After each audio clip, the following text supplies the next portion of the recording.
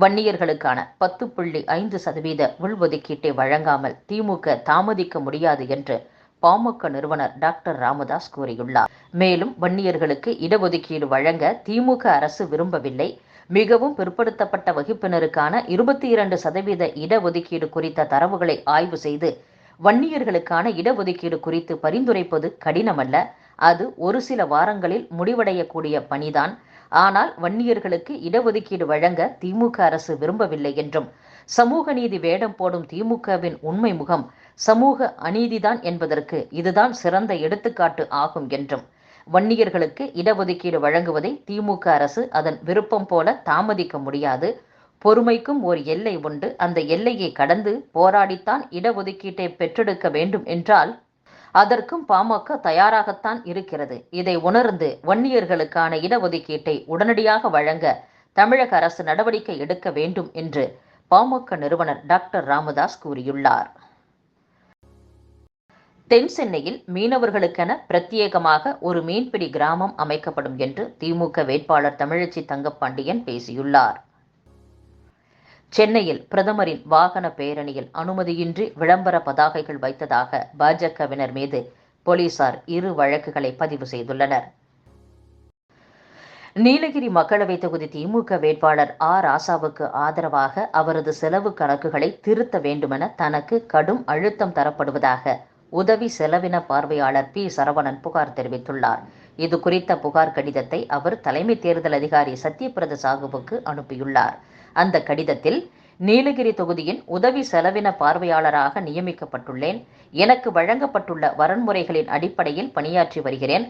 பிரச்சாரத்தின் போது வேட்பாளர்கள் செலவிடும் தொகைகளை ஆய்வு செய்து நிழல் பதிவேடுகளை உருவாக்கும் பணிகளில் எனது குழு ஈடுபட்டு வருகிறது.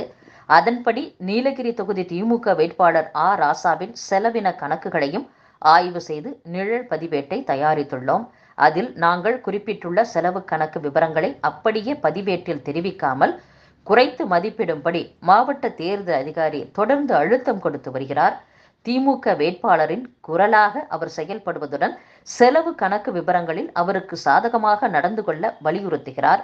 கடந்த 9ஆம் தேதி என்னை தனது முகாம் அலுவலகத்திற்கு மாவட்ட தேர்தல் அதிகாரி அழைத்தார். நான் வைத்திருந்த வேட்பாளர்களின் நிழல் செலவு பதிவேடுகளை கைபேசி மூலம் புகைப்படம் எடுத்துக்கொண்ட அவர், தேர்தல் பார்வையாளரின் கீழ் செயல்படாமல் தான் சொல்வது போன்று தனக்கு கீழ் பணியாற்ற வேண்டுமென கட்டாயப்படுத்தினார். திமுக வேட்பாளருக்கு எதிராக செயல்பட்டால் உயிருக்கு அச்சுறுத்தல் ஏற்படும் என்ற வகையில் அவரது பேச்சு அமைந்திருந்தது. அத்துடன் வேட்பாளரின் நிழல் செலவு கணக்கு விவரங்களை குறைத்து மதிப்பிடும் பணிகளை உடனடியாக பார்க்க சொல்லி உத்தரவிட்டார். இந்த பிரச்சனையில் தாங்கள் உடனடியாக தலையிட்டு நீலகிரி தொகுதியில் சுதந்திரமான நியாயமான தேர்தல் நடைபெறுவதை உறுதி செய்ய வேண்டும் என்று அந்த கடிதத்தில் பி. சரவணன் குறிப்பிட்டுள்ளார்.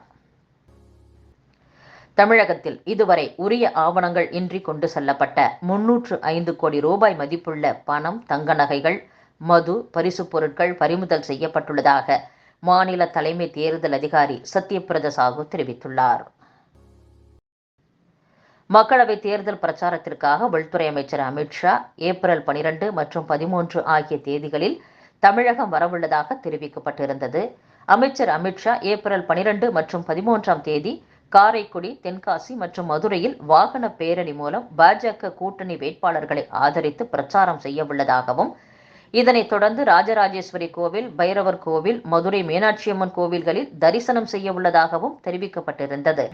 சிவகங்கை மக்களவைத் தொகுதி பாஜக கூட்டணி கட்சி வேட்பாளர் தேவநாதனை ஆதரித்து அமித்ஷா பிரச்சாரம் செய்யவிருந்த காரைக்குடி வாகன பேரணி முன்னதாக ரத்து செய்யப்பட்டது. மேலும் அமைச்சர் அமித்ஷாவின் மதுரை மீனாட்சியம்மன் கோவில் தரிசனமும் தற்போது ரத்து செய்யப்பட்டுள்ளது.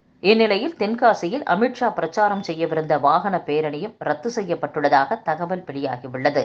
முன்னதாக அமைச்சர் அமித்ஷா ஏப்ரல் 4 மற்றும் 5 ஆகிய தேதிகளில் தமிழகத்தில் தேர்தல் பிரச்சாரத்தில் ஈடுபடுவார் என்று தெரிவித்திருந்த நிலையில் அவரின் வருகை சில காரணங்களால் ஒத்திவைக்கப்பட்டுள்ளது குறிப்பிடத்தக்கது.